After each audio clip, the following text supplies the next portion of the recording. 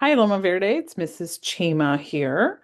And I have got a book that I wanted to read last week because it would have made more sense together. But that's okay because I'm still thinking about this concert that we had. And it just so happened that the book came after I was done reading last week. So this book is called Building an Orchestra of Hope, and it's written by Carmen Oliver and Luisa Uribe. It says how Fabio Chavez taught children to make music from trash, and it's connected to the wonderful orchestra that we saw last week or 2 weeks ago, um, on the 22nd of September in the morning when we all sat in the quad and listened to some beautiful music. It's building an orchestra of hope. As a young child, Fabio sang in the choir and played guitar. Music was the first thing that gave him a sense of purpose.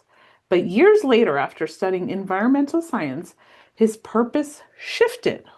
Now he was headed to Catura, Paraguay, a small village built on a landfill, to try to help the families who lived and worked amid the hills of trash.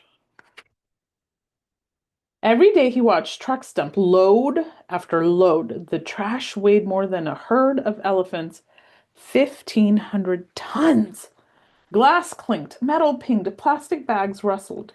The recyclers, called gancheros, filled their bags to the top. They survived by collecting and reselling garbage. They breathed a sea of stench. They waded through filth. It's not a place where people are supposed to live, Fabio said. But people did. It was back-breaking labor to swing handmade hoes all day long. Gancheros ripped through the bags, foraging for anything they could sell. 5 cents a pound for cardboard, 10 cents a pound for plastic. Fabio supervised the gancheros and became friends with them and their children. He worried about the kids' futures. Would they end up working in the landfill like their parents? After working long days at the landfill, Fabio conducted a youth orchestra in the nearby village. One day, his ganchero friends came to watch him. The music captivated their hearts. Could their children be taught how to play instruments? Fabio thought so, and he'd be honored to teach them.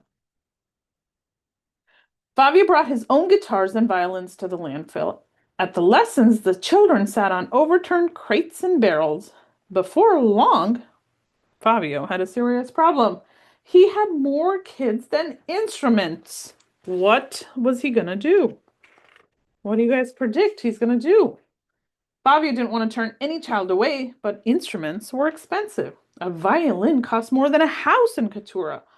He could raise money to purchase a few instruments for the children, but that posed another problem, a much more serious problem.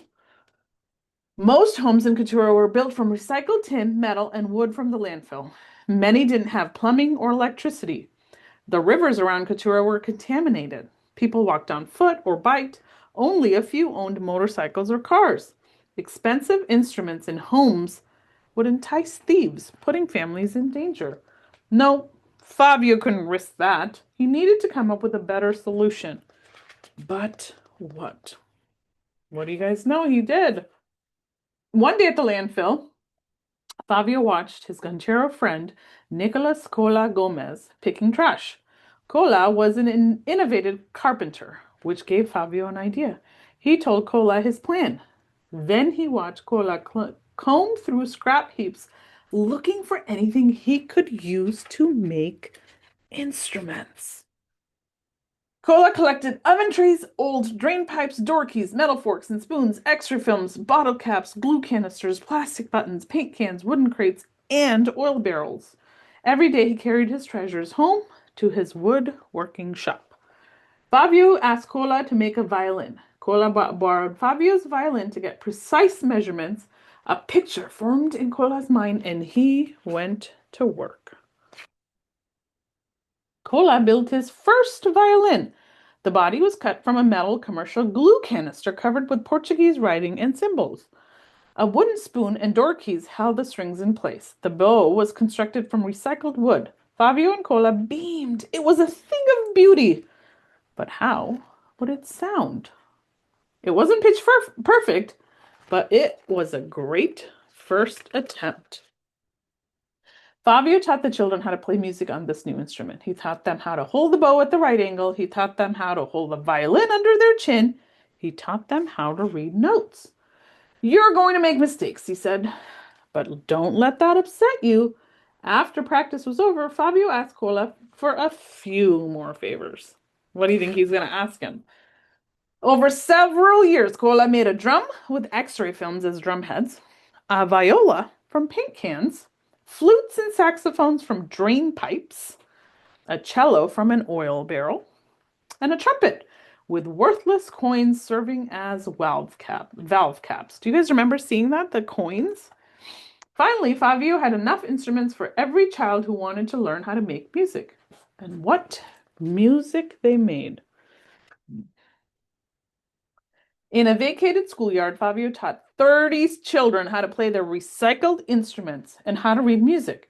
It was a huge accomplishment because many of the children didn't even know how to read words. During the rainy season, they shuffled into the deserted classrooms and Fabio conducted. They practiced and practiced and practiced. Finally, the time came to perform for their parents who had never heard the children play. Oh, I bet there wasn't a dry eye in the crowd. A local church served as the grand stage. Early in the day, the children swept the dirt floors. They carried in chairs. They had an informal dress rehearsal, then went home to change, returning in their finest clothes. Wow. Parents packed the modest place of worship. The notes to New York, New York floated out the windows and into the warm night air.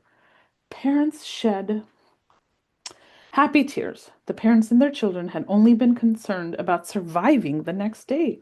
But now they had hope in their hearts and dreams for a better tomorrow. The world sends us garbage, Fabio says. We send back music. Oh, that's beautiful. And then it has a little bit about the history. This makes me definitely go back to our concert and how lucky we were to enjoy their music and be inspired by their stories.